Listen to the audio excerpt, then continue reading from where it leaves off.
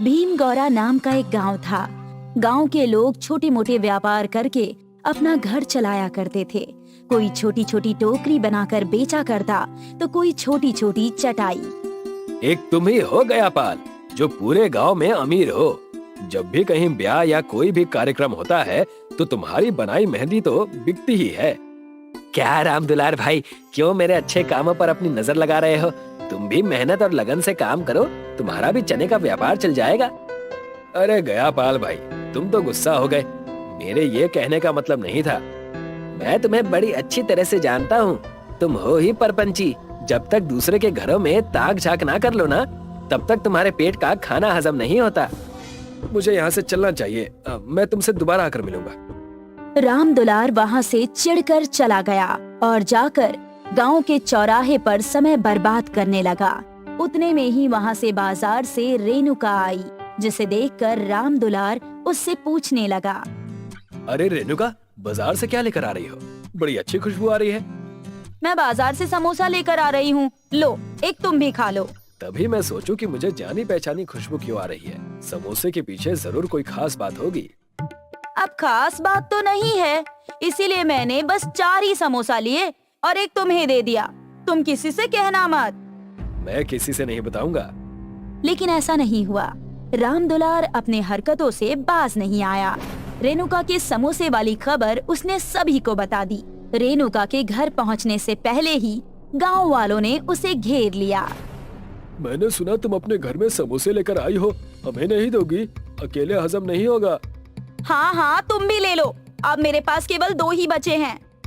तब तक रेणुका के पास एक बच्चा आ गया। रेणुका दीदी, मुझे भी समोसा दीजिए ना। ये लो, ठूस लो। राम दुलार इतना परपंची था कि किसी के भी घर में कुछ भी हो, वो रहस्य पूरे गांव के लोगों में पहुंचा दिया करता था। इसी के चलते गांव वालों ने सरपंच को बुलाया। सही कहा है गांव वालों ने, तुम हमेशा ऐसी हरकत करते हो। तुम्हारे प्रपंची स्वभाव की वजह से लोगों को कितनी तकलीफें हुई हैं। कोई सुख की रोटी खा ही नहीं पाता है।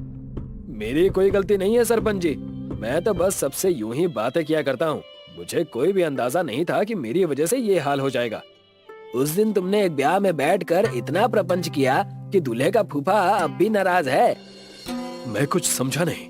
दूल्हे के फूफा का मुंह अब तक फुला हुआ है क्योंकि राम दुलार उन्हें जाकर कहने लगा कि अब तुम्हारी इज्जत बिल्कुल नहीं होगी।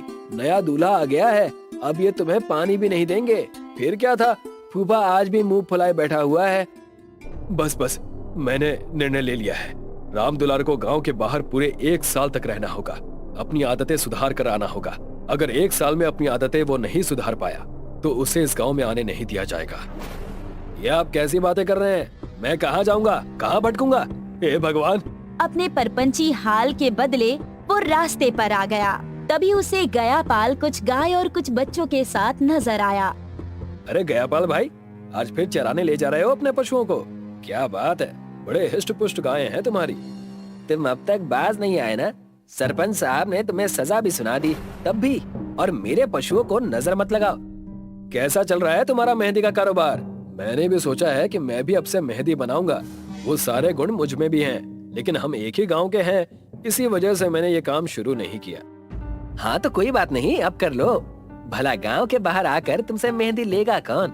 राम दुलार संकोच में पड़ चुका था और खुद मेहंदी के व्यापार करने के लिए पैसे इकट्ठे करने लगा। दूसरे गांव में जाकर कभी किसी के घर में काम कर लिया करता।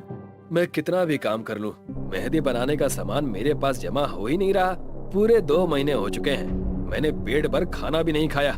कुछ दिन और ऐसा ही चलता रहा ना तो मैं खुद ही मेहंदी बन जाऊंगा। राम दुलार अकेलेपन की वजह से बेहद परेशान हो चुका था, इसलिए उसने एक गाय पाल ली और उसकी बहुत अच्छे से देखभाल किया करता। एक दिन ये गाय तो इतने सारे गोबर दे रही है। ओह, इनके कितने उपले बनाऊं? बना बनाकर थक गया हूँ। मुझे कुछ और उपाय देखना होगा। मैं इन गोबर से मेहंदी भी तो बना सकता हूँ। मुझे गयापाल के पास जाना होगा। राम दुलार गयापाल के घर रात को चुपके चुपके चला गया और वहाँ जाकर उसने देखा कि गयापाल मेहंदी में चुपके से कुछ तो मिलावट का सामान मिला रहा था। इन मेहंदियों में केमिकल मिल गया है। इसे लगाते ही इसकी खुशबू से सब बेहोश हो जाएंगे।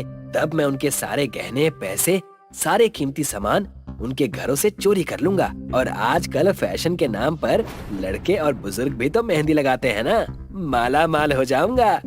ये बात सुनकर राम दुलार के होश ही उड़ गए। गयापाल अपने ही गांव में चोरी और चकारी करने के बारे में सोच रहा था। ये मैं हरगिज नहीं होने दूंगा, ये सरासर अन्याय है। आखिर कोई आदमी ऐसा कैसे कर सकता है? मैं उन मेहंदियों को गोबर के मेहंदियों से बदल दूंगा। और राम दुलार ने ठीक वैसा ही किया। गयापाल की केमिकल नशीली दवाई वाली मेहंदी को गोबर की मेहंदी से बदल दिया। इस बात की किसी को कानों कान खबर नहीं थी। गयापाल लोगों के बेहोश होने का इंतजार कर ही रहा था। ओफो, ये क्या मेहंदी दे दी है? इसमें से तो गोबर की बू आ रही है। मेरी शादी में क्या अब मैं गोबर हाथ में लगा के घूमूंगी? हाँ, मैंने तो बस मेहंदी से अपना नाम लिखा और देखो पूरे शरीर से गोबर की बू आ रही है। ये तुमने आखिर क्या कर दिया है? गयापाल, कहाँ है गयापाल? लोगों ने गयापाल को ढूंढना शुरू किया। गयापाल हक्का बक्का रह गया और सोचने लगा, ये सब कैसे हो सकता है? नशीली मेहंदी गोबर की मेहंदी कैसे बन सकती है? और ये क्या, ये सब बेहोश क्यों नहीं हो रहे हैं? और तब वहाँ राम दुलार अपना बनाया हुआ असली मेहंदी लेकर आता है और गांव वालों से गयापाल की चोरी और नशीली मेहंदी की बात बता देता है। इसीलिए मैं अब ये असली मेहंदी आप सबके लिए लेकर आया हूँ। ये आपके हाथ में चढ़ेगा भी और आपके हाथ सुरक्षित भी रहेंगे। वो सब तो होते रहेगा, गयापाल को सजा मिलनी ही चाहिए। आप सब उसकी चिंता मत कीजिए, मैंने सारे सबूत पुलिस वालों को दे दिए हैं, वो बस यहाँ पर आती ही होगी। तुम आखिर गांव वालों के इतने सगे कैसे बन रहे हो? इन्हीं गांव वालों ने मिलकर तुम्हें गांव से बाहर निकाला था, भूल गए? पुलिस उसे आकर लेकर चली गई। तब राम दुलार ने उन्हें अपनी बनाई हुई मेहंदी दे दी, जिसे सबने हाथों पर लगाया। धन्यवाद राम दुलार भैया, अगर आप नहीं होते तो मेरा क्या होता? ये मेहंदी वाकई बड़ी खुशबूदार और अच्छी है। हाँ हाँ, मेरी बेटी बड़ी खुश है। जैसे ही लोगों ने इतना कहा, सबकी हाथों की मेहंदी सोने की हो गई और उतने में ही वहाँ पर गौ माता प्रकट हो गई और कहने लगी, वत्स, तुम्हारे गौ पशुओं के प्यार के लिए मैंने तुम्हें एक आशीर्वाद दिया है। तुम अब से जितनी भी मेहंदी बनाओगे वो सोने की हो जाएगी और तुम्हारा परपंच करना भी समाप्त हो जाएगा। मैं आपके दर्शन पाकर खुश हो गया माता, खुश हो गया। आपका लाख लाख शुक्र है। और क्या था, राम दुलार जितनी भी मेहंदी बनाता सब की सब सोने की हो जाती। अब वो अपना जीवन खुशी खुशी बिताने लगा।